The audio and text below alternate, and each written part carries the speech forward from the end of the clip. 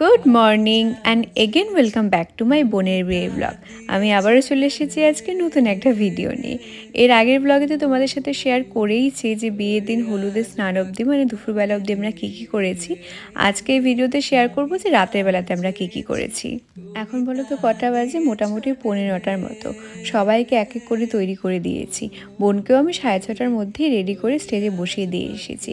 তারপর অনেকজনকে সাজিয়েছি, দিদিকেও মেকআপটা করে দিয়েছি, কিন্তু দিদি এখন আমার সাথে ঘরেই আছে। ও আমাকে একটু একটু সাহায্য করছে, আমি ওকে একটু একটু সাহায্য করছি। এভাবেই দুজনে তৈরি হচ্ছে। আর এই হচ্ছে আমার ঘরের অবস্থা। বিগত 3-4 দিন ধরে আমার ঘরের অবস্থা এরকমই হয়ে আছে। আজ আমি যে শাড়িটা পরে আছি এটা আমার দিদির শাড়ি। আজ আমি দিদির শাড়ি পরেছি আর দিদি আমার শাড়ি পরেছে। আমি তো বিয়ের জন্য নতুন শাড়ি কিনতাম, কিন্তু লাস্ট মোমেন্টে শাড়ি কেনার পর আর সেটার ব্লাউজ বানানো হবে না বলে নতুন শাড়ি কেনা হয়নি, পুরনো শাড়িই পরছি।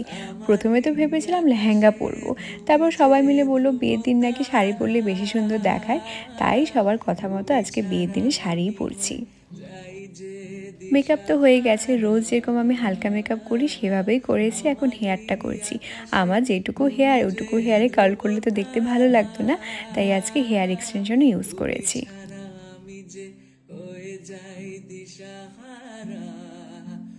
আমার নিজের বিয়ের আগে এটাই হয়তো শেষ বিয়ে যেটাতে আমি অ্যাজ আ বাড়ির মেয়ে হিসেবে মন ভরে মজা করতে পারছি। তাই আমি বোনের বিয়েতে যেভাবে মন ভরে মজাও করছি, সেভাবে কিন্তু মন ভরে সাজুগুজুও করছি।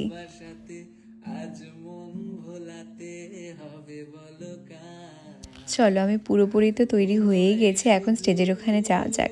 আমি নিচে নামলাম, আমার পাশ থেকে ঠাম্মা বলছে তুই সাজুগুজু করে এখন নামলি। আজ একটা জিনিস ভালো হয়েছে, আমার বোনের বিয়ের কোনো লগ্ন নেই। আমার বোনের বিয়ে কিন্তু শুভ লগ্নে হয়নি, শুভ দিনে হয়েছে। আর যেহেতু আজকে লগ্ন বলে কিছু নেই, তাই আমাদের আর হাতে সময় ধরে ধরে কাজ করতে হচ্ছে না। বরের বাড়িতে বলা আছে একটু রাত করেই আসবে, যেহেতু কোনো লগ্ন নেই, তাহলে আমরা এই দিকটাতে হাতে সময় নিয়ে সব কাজ করতে পারবো। এখানে আসার পরে রাতুল আমায় দেখে খুব সুন্দর একটা হাসি দিল, তাতেই বোঝা গেল ওর আমাকে ভালো লাগছে। আর দূর থেকে বোনকেও জিজ্ঞেস করলাম কেমন লাগছে, ও বলছে ভালো লাগছে। তোমরা কিন্তু আমায় অবশ্যই জানিও যে আমার আজকের এই লুকটা তোমাদের কেমন লাগলো। বর আসার সময় হয়ে গেছে, আর বর চলে আসলে তার বোনের সাথে ছবি তোলা হবে না, তখন ওদিকটাতেই ব্যস্ত হয়ে যাব। তাই আসার পরেই প্রথমে বোনের সাথে কিছু ফটো তুলে নিলাম আর ভিডিও করে নিলাম। আমার কি বীভৎস খিদে যে পেয়েছে আমি কি বলবো, তাই ঝটাপট ঘুগনি স্টল থেকে 1 প্লেট ঘুগনি নিয়ে খেয়ে নিচ্ছি। পিসি এখানে দাঁড়িয়ে আছে বরকে বরণ করার জন্যে। কেউ বলবে আমার পিসিকে দেখে যে পিসির মেয়ের বিয়ে, এত সুন্দর লাগছে দেখতে।